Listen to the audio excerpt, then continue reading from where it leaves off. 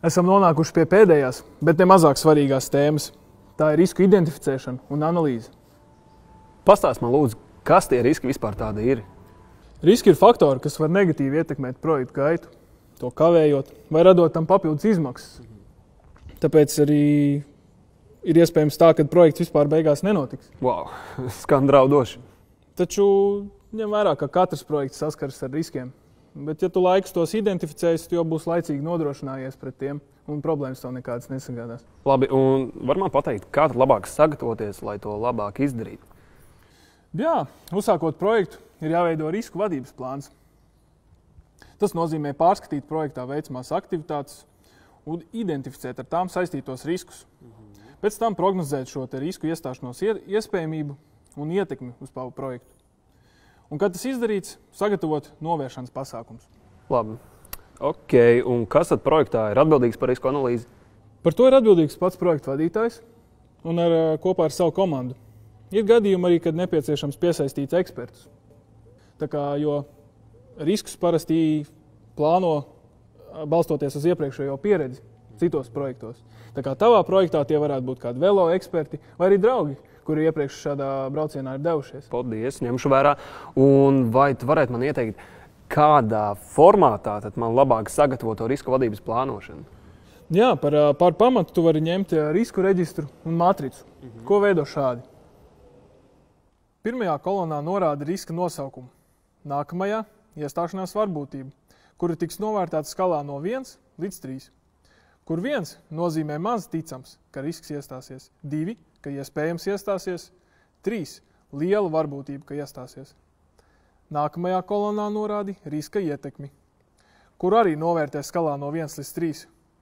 Kur šajā gadījumā 1 nozīmē, ka konkrētiem riskam ir maza ietekme, 2 vidēja, bet 3 liela ietekme. Nākamajā kolonā norādi, ko darīt, lai risks neiestātos. Tātad kāda būs riska mazināšanas pasākumi. Un pēdējā kolonā norādi, ko darīt, ja risks iestājas. Pēc tam uzzīmē risku matricu, kurā attēlos katru no novērtētajiem riskiem.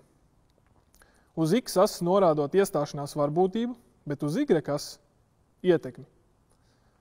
Atceries, ka tiem riskiem, kuri iekrīt sarkanajos laukumos, jāpievērš pastiprināta uzmanība, jo tiem ir vislielākā iestāšanās varbūtība un ietekme uz projektu gaitu. Tad es tagad sākšu ar riskiem, kurus uzreiz varu iedomāties. Pirmais risks varētu būt braucēji nespēs izturēt garos pārbraucienus.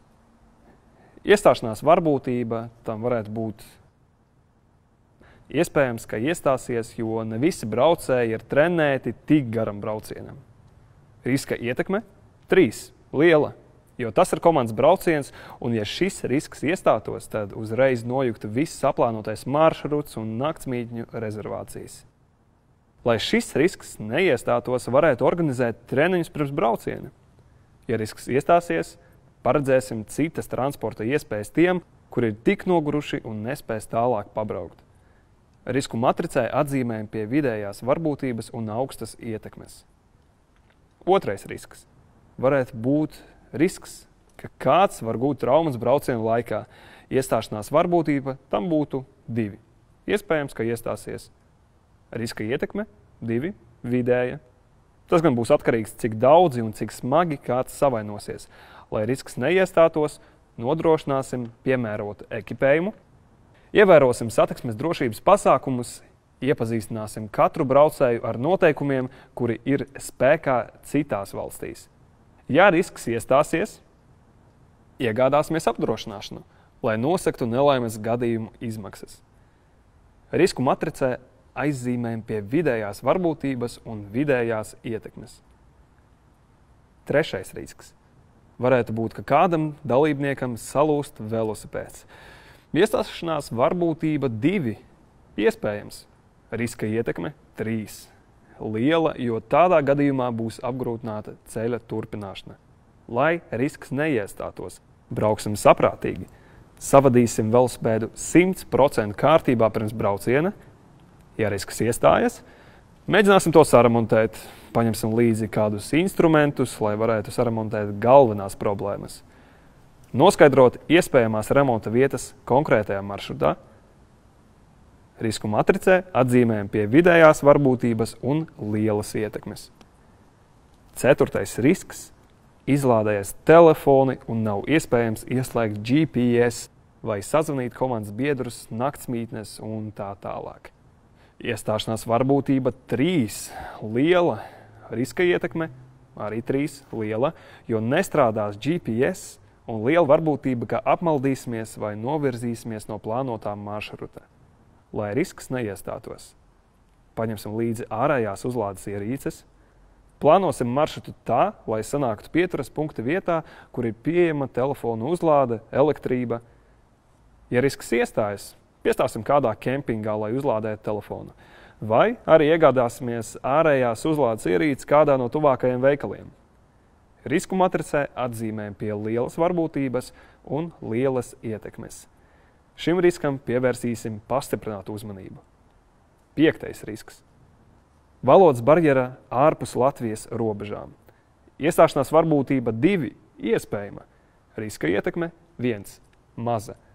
Lai risks neiestātos, noskaidrosim komandas biedru valodu prasmes.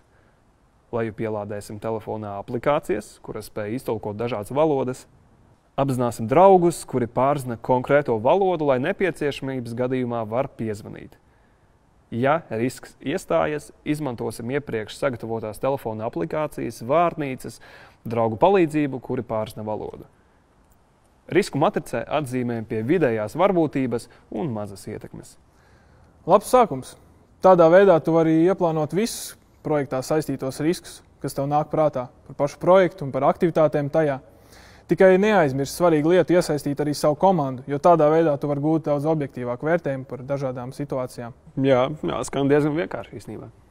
Jā, nu tad lūk, tu esi iegūs visas nepieciešamās zināšanas, kas tev, kā šajā projektā, kā projektu vadītājiem ir jāzina, lai veiksmīgi to varētu realizēt. Tā kā veiksim, lai izdodas projekts. Paldies tev, protams, un tagad es beidzot izjūtu un saprotu, kāda man ir atbildība kā projekta vadītājam, un, protams, paldies tev par tik vērtīgajiem padomiem, un tad uz tikšanos! Uz tikšanos!